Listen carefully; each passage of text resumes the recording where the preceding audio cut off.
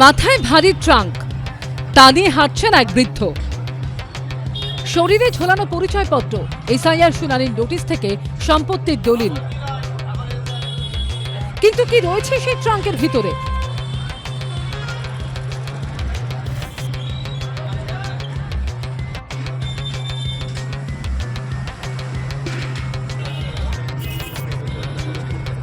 ঘটনাটি ঘটেছে পশ্চিম মেদিনীপুর জেলার ঘাটাল ব্লকের অজবনগর 2 গ্রাম পঞ্চায়েতের 187 নম্বর বুথে।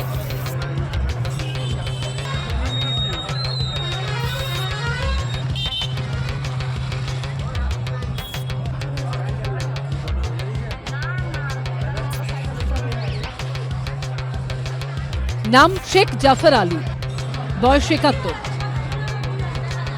তিনি 187 নম্বর বুথের ভোটার। কিন্তু মাথায় ট্রাঙ্ক নিয়ে কেন? ভোটার তালিকায় তার নাম রয়েছে শেখ জাফর আলী শেখ। নামের শুরু এবং শেষে শেখ থাকায় তৈরি হয়েছে বিভ্রান্তি।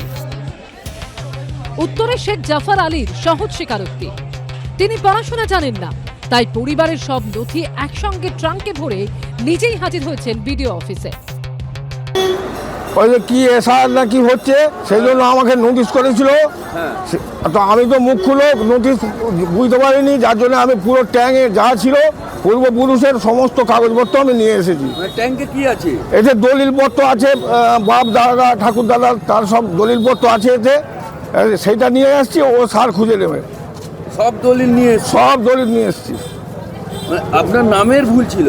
নামের ভুল ছিল বলে নোটিশ গেছে। আমার নাম হচ্ছে শেখ জাফর আলী, আমি 10-2 অঞ্চলের লোক। হ্যাঁ, আমার বুথ নাম্বার হচ্ছে 187 বুথের লোক। আমি 2002 সালের আগে থেকে ভোট দিয়ে আসছি। এখনো নোটিশ পেয়েছেন? এখনো নোটিশ পেয়েছি। মানে সব দলিল নিয়ে আপনি? হ্যাঁ, সব দলিল আমি নিয়ে আসছি। আমি তো মুখ খুলে পড়তে পারিনি, স্যার খুঁজে নেবে। যদিও এ বিষয়ে বিএলও এবং কমিশনের কোনো দায়িত্বপ্রাপ্ত আধিকারিক মন্তব্য করেননি। পরে পুলিশকর্মী এসে ওই ব্যক্তিকে ট্রাঙ্ক নিয়ে বিডিও অফিসের বাইরে যেতে বলেন।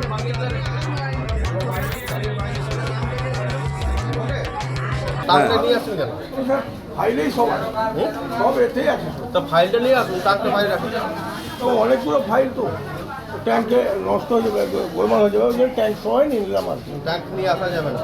আচ্ছা, আপনার যা ডকুমেন্টস থাকবে আপনি একটা বেগে করে নিয়ে আসবেন। আর কি কি লাগবে না লাগবে সেটা বলে দিয়েছে পিএলআর সাহেব। আমাকে বললো তো এই কাগজ যা আছে তোমার এইভাবে টাং নিয়ে আসা চলবে না, বুঝতে পারছেন? ওখানে তো লেখাই আছে যে হেয়ার অ্যান্ড জলে যে আপনাকে নোটিশ দিয়েছে। শুনুন শুনুন আমার কথা শুনুন।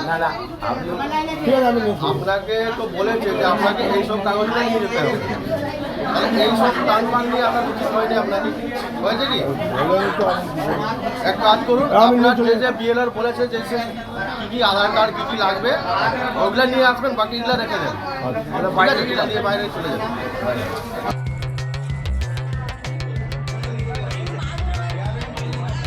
সোমনাথ দাসের রিপোর্ট, এবিপি লাইভ বাংলা, পশ্চিম মেদিনীপুর। এবিপি আনন্দ, এগিয়ে থাকে, এগিয়ে রাখে।